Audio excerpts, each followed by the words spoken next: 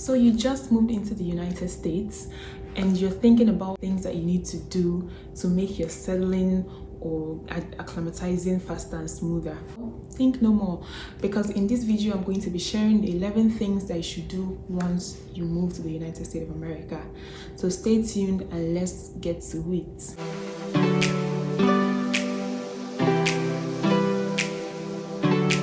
Hi guys, welcome back to my channel. Thank you so much for clicking this video, and to my 170 something thousand I'm taking it into existence, to my 172 subscribers, thank you so much. You guys are the real champions. I love you and God bless you. If you're watching this video, you've probably gotten your visa and you're planning to move to the United States of America, or you just recently moved into the United States of America and you're wondering about the things that you can do to make your transitioning smoother and faster. Guys, some of these things I had to learn from experience, and I don't want you to make that mistake. So you really need to see this video through, because it's going to help you to know the things that you need to get going. Like, you need to do these things ASAP so that you can transition smoothly and get used to the country that you're in, and to help you just a smooth sailing afterwards. Yes, so I have these things written down here, so at times you can see me paring down. Don't worry, I'm just trying to make sure I don't miss any points as I record with my phone. Yes, I create content on my phone. There is no order to these things. I'm just like going with the flow. The first thing that I want you to do once you move to the United States is to get yourself a driver's license.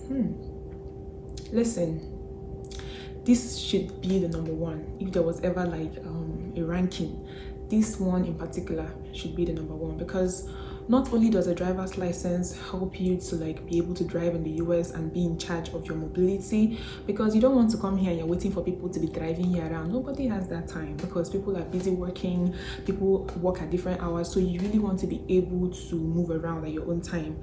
And not just that, the driver's license is the primary ID in the United States, so you definitely, even if you don't intend to drive, you definitely still need a driver's license for a means of ID, to register for things and all of that. And trust me, from experience, you do not want to be carrying around your passports, because if you mistakenly lose it oh my days. I personally had something like that, an experience like that when I first came here. I moved here at the peak of COVID, so getting an appointment with the DMV to get my driver's license was very tough. So for the first few months I was moving around with my passport, my Nigerian passport, and I had a scare one day and I'm like, wow, I can't even fathom. So please, as much as possible, you don't want to be moving around with your passport, because I feel like that would be harder to replace, or if you lose that as opposed to like an ID. I think it's always going to be easier to get a new ID as opposed to a new passport. The stress, the hassle is something I don't want anybody to go through. So definitely get you a driver's license, guys. The second thing is a social security number. This is very important, especially if you are on immigrant visa or you're on working visa. Literally any visa that allows you to work, you need a social security. You need to go and get your security number, your social security number. Sorry guys. So you need to go and get it. This 10-digit PIN number that literally has all your details, your important details. You need it to work, you need it to register for work. So if you're looking for how to get settled in the United States because you immigrated or you came for work, this is definitely one of the first things that you need to get going. You need to definitely go and get your social security number. It's very important. The third thing you need to do is you need to get yourself a network, because by now you must have noticed that your local SIM that you might have come into the country with doesn't work, unless you roamed it, which or more, there's a lot of money.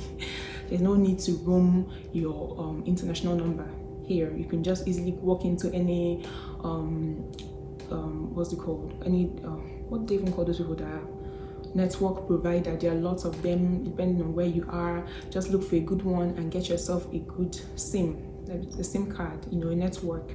You use that for calls, use that for browsing, just in a way, it's kind of a way to get you settled in. You don't want to be using your Nigerian number or your whatever country number that you're from in the US. It's more stressful, it's more expensive, so definitely consider going to get a new network provider here in the US.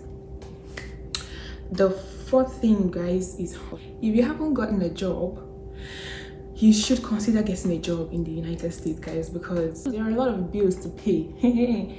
More bills they wait though, and unlike like Nigeria where I come from, where you can you don't want to pay this one and all that, it's like you definitely need to pay these bills. They will keep coming in the mail to your house. You cannot avoid them. So definitely consider getting a job to help support yourself as you're in the United States of America.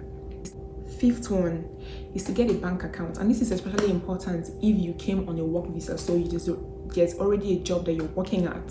So you definitely need to get an account number that your employer is going to pay your salary to. You definitely need to get this one down like immediately. Nobody plays with your money, so make sure you get yourself an account number ASAP. There are lots of banks here, do your research and look for a very good one, and get yourself a bank account.